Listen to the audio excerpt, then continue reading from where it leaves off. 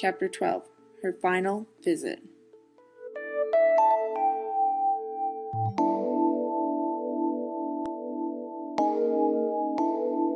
Her hands pushed the chair up the trail. She came to the same spot she had to stop before.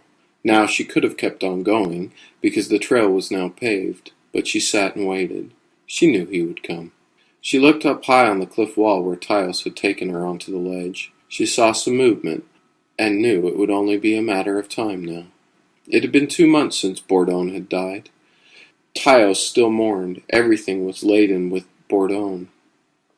The morning run he used to take such comfort in had become lonely and sad, bringing up memories and pain he did not want. But skipping his routine did not help either. Then he would just anguish in the feelings of loneliness and loss. He did his best to get out and do his normal day, but normal is something that he feared he would never feel again. He woke this morning, though, and a small ray of hope prevailed.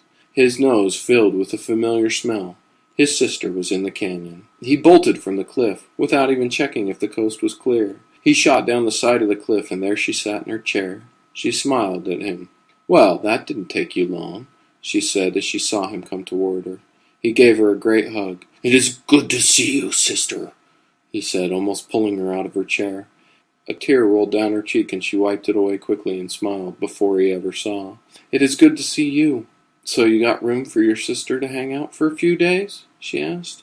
"I have a whole canyon for you, sis," he said with a smile. They stashed the chair again, and she had brought a large backpack full of stuff. She had also come up with a harness system so she could get on Tyos's back without him having to hold her in his arms. He shot up the canyon wall to a ledge and stowed her pack, and then they were off. His sister let out squeals of joy as he jumped and climbed and ran through the canyon. Even if she would have been able to walk, she would have never experienced Zion like this. With her legs being broken, though, it was not only a hell of a ride, but it gave her a freedom like she had not felt in years. He took her through the Narrows, and at the end of the night they sat by the river at the mouth of the Narrows. She had seen her brother was not his normal self. "What happened to Bourdon?" she asked, her instinct taking her to the conclusion. Tiles burst out crying, and she laid an arm around him. "He died," Tiles croaked out. He explained the whole story. She sat with him and listened, but much like he had done for Todd, she was there for him. "When do you leave?" she asked, knowing that her brother would fulfill Bourdon's last dream if it took every breath he had left to give. "I don't know. Bourdon said I'd know when the time was right," he grumbled. "Well, then you will," she said, with much more confidence than he felt. She comforted him, and he felt better as he let go of the much-needed cry.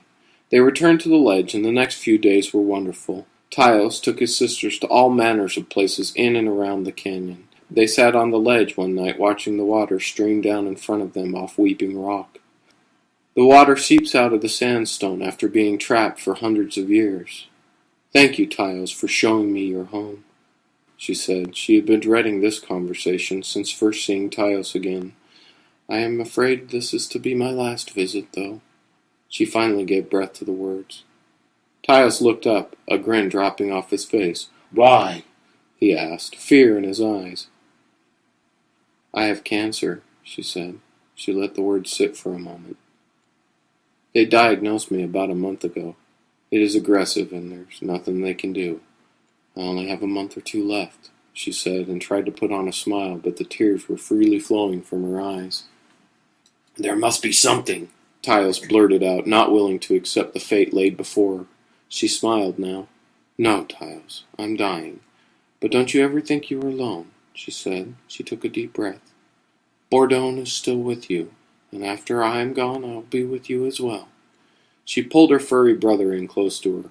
"It's not fair," he grumbled. "Nothing in our lives was ever fair, Tiles. But it is right. I have accepted my fate. It is time you accepted yours," she said. "You will bring me along on some great adventures, I think." They sat quietly and went to sleep, and the stars shined down on them. The next morning they said a tearful goodbye down by her chair. Tiles walked off into the woods and hid and watched her return to the lodge. He had never felt so alone. She turned back towards the woods where he knew he looked on. She gave a big smile and a large wave. "I love you, Tyler. Don't forget to take me along," she said, and rolled into the door. He never saw her again. but she would live in his heart forever.